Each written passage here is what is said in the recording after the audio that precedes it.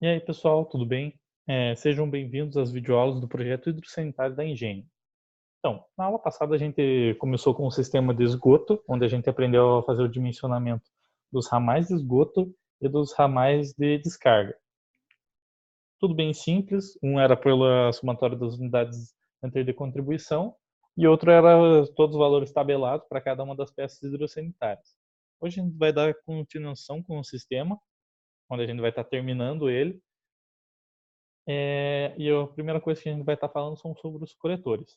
Então, os coletores são as tubulações que ligam os ramais de esgoto às caixas de inspeção ou ao coletor público de esgoto, certo? E eles são divididos em duas categorias. O subcoletor, que é a ligação entre a caixa de inspeção e o ramal de esgoto. Ele é dimensionado pela somatória das unidades Hunter de contribuição ou com valores tabelados é, com os valores tabelados ou o maior diâmetro nominal do ramal de descarga de algum aparelho. Eu não posso diminuir essa tubulação, senão tem altos perigos de essa tubulação entupir. A segunda categoria seria o coletor predial, que tem tabelado já um diâmetro nominal mínimo de 100 milímetros, mas deve ser feito dimensionamento para descobrir se esse valor não é normal, e é feito pela somatória das unidades Hunter de contribuição. Aqui nós temos a tabela indicada para fazer esse dimensionamento, onde vocês podem perceber que para diferentes declividades existem diferentes máximos, porque quanto mais inclinada a tubulação, menos chance de entupir ela tem, então ela pode receber uma somatória maior das unidades Hunter, certo? Só que tem algumas condições que a gente tem que seguir para que essa implementação seja de qualidade. Primeiro, que em uma edificação de somente um pavimento, o maior comprimento do ramal de descarga, que vai até a primeira caixa de inspeção, tem que ser de 10 metros no máximo. Já para uma edificação com mais de um pavimento, o comprimento máximo para a tubulação coletora entre a caixa de inspeção e o tubo de queda tem que ser de até 2 metros de comprimento. Já reduz bastante e deve ser tomado cuidado. Agora, para toda alteração na tubulação enterrada deve ser feita mediante caixa de inspeção. O que isso quer dizer? Que quando eu vou fazer a ligação entre duas tubulações, digamos que seja um subcoletor com um ramal de esgoto, eu não posso fazer só com uma peça ligando as duas. Eu tenho que obrigatoriamente utilizar uma caixa de inspeção ou de passagem para fazer isso. Entre duas caixas de inspeção deve ter no máximo 25 metros de distância, beleza? E entre a última caixa de inspeção e o coletor público deve ter no máximo 15 metros de distância. Tudo isso é bem simples de obedecer desde que você consiga fazer um bom projeto arquitetônico pensando já no seu projeto hidrossanitário. Sempre isso é muito importante, essa questão da compatibilização entre os projetos.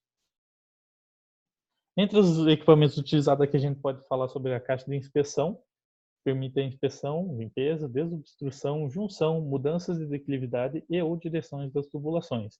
Sempre que a tubulação tiver uma mudança, tipo na declividade, se tiver uma curva, se for juntar mais uma tubulação, tem que ser posto uma caixa de inspeção ou uma caixa de passagem. Isso é muito importante. Essa caixa de inspeção ela permite ser aberta para descobrir qual tubulação possa estar com algum dano, seja, caso seja necessária a manutenção. E elas são geralmente protegidas por grades nos projetos, porque elas são um pouco baixas no projeto. Vocês provavelmente já viram uma caixa dessa, se não viram, devem ter visto uma que é igual, só que mais antiga. Ela é bem comum, bastante tipo de projeto. A gente também tem a caixa de passagem, que é igual à caixa de inspeção, exceto pelo fato que ela não pode ser aberta. Ela é só para ligação de tubulação e para curva. Então, ela pode ficar enterrada embaixo da terra, não precisa necessariamente ser aparente para manutenção para a gente arrumar, certo? E a última é a que todo mundo já conhece, é a caixa de gordura. Ela retém na sua parte superior as gorduras, graxas e óleos contidos no esgoto. E ela requer uma limpeza periódica. Por quê? Essa gordura que fica acumulada nela, ela pode causar entupimento das tubulações. Isso é perigoso demais. Você vai precisar muito de manutenção se você não tiver uma. Então, ela precisa ser limpada para tirar esse excesso de gordura, porque não tem esse tipo de problema no teu projeto. E elas são divididas em 4 categorias também, sendo ela pequena, sendo cilíndrica, com capacidade de 18 litros e diâmetro nominal de saída de 75 milímetros. A simples, que também é cilíndrica e com um diâmetro nominal de 75, mas com uma capacidade maior de 31 litros. A dupla, que é cilíndrica também, mas já com uma capacidade bem maior de 120 litros e diâmetro nominal de saída de 100 milímetros. E a especial, que ela é prismática de base retangular, com volume a ser dimensionado e diâmetro nominal de saída mínimo de 100 milímetros. Cada uma delas atinge uma diferente capacidade de pessoas. A realidade de engenho acho que abrange mais as caixas pequenas ou até mesmo as simples, sendo que as dupla especial seria para projetos bem maiores. Então, eu não vou ensinar quais são as condições para ser necessário uma dupla ou uma especial.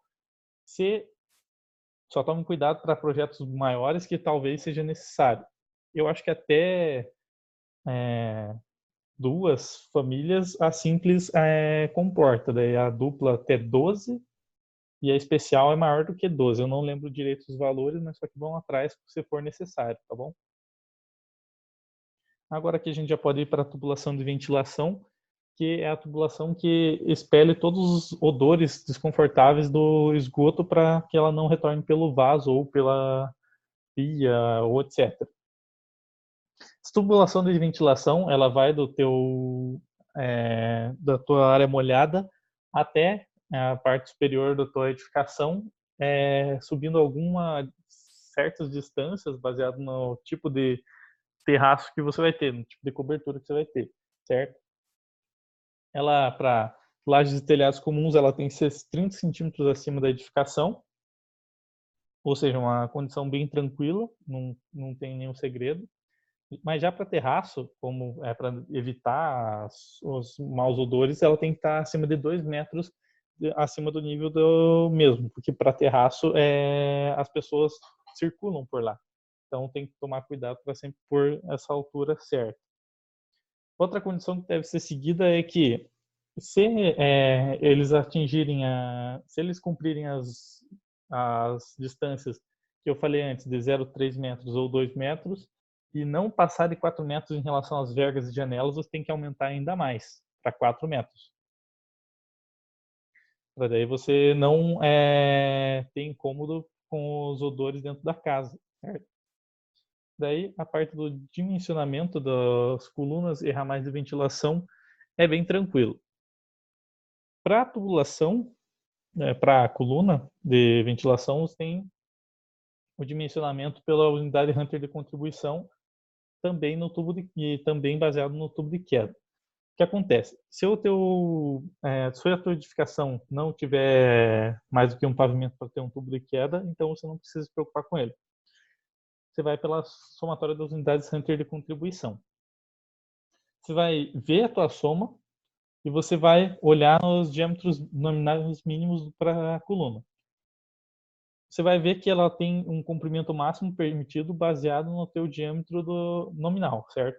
Digamos que a minha somatória de unidade Hunter de contribuição tenha dado 50, certo? E eu vou estar com um tubo de queda de 75. Eu tenho que ir lá na categoria para 75 milímetros de tubo de queda e a unidade de contribuição igual a 21 não se encaixa, eu tenho que pegar uma categoria maior. Então, 75 milímetros e 53 unidades de contribuição.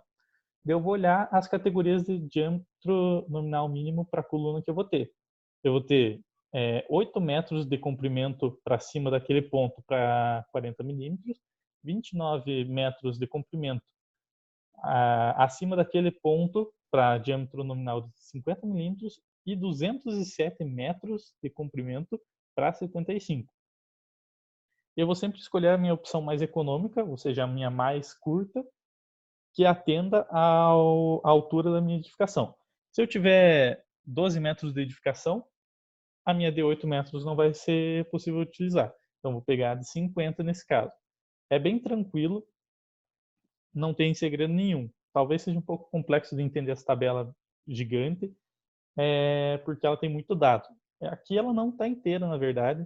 Vocês podem ver que o diâmetro nominal mínimo vai até 300 ali. Eu não pus ela inteira porque ela é grande demais. E acho que só esse daqui já é o suficiente para a realidade da empresa, que é, até agora não veio nenhum projeto muito grande que precise tanto de saber o tamanho dessas tubulações. Se precisar, é só pesquisar as tabelas que elas são fáceis de achar, certo? Agora, para o ramal da coluna de ventilação, a gente tem aquela outra tabela, onde entre os grupos são divididos em dois, um com o vaso sanitário, outro sem vaso sanitário. No grupo sem vaso sanitário, se as unidades Hunter de contribuição forem menores que 12, você pega 40, 13, 18, 50, 19 a 36, 75. Daí, com o vaso sanitário, você tem que menor de 17 você vai pegar 50, e se for de 18 a 60, você vai pegar 75. É bem tranquilo, não é nada muito complexo. Qualquer coisa, sempre dá uma olhada em material online que vocês vão conseguir se achar muito bem. Enfim, essa foi a aula. Ela foi bem curta, bem tranquila. Não há nenhum conceito muito difícil. Se não tiverem entendido alguma coisa, voltem para ver de novo. Ou pesquisem online, que esse assunto é bem fácil de achar. E é isso. Até mais.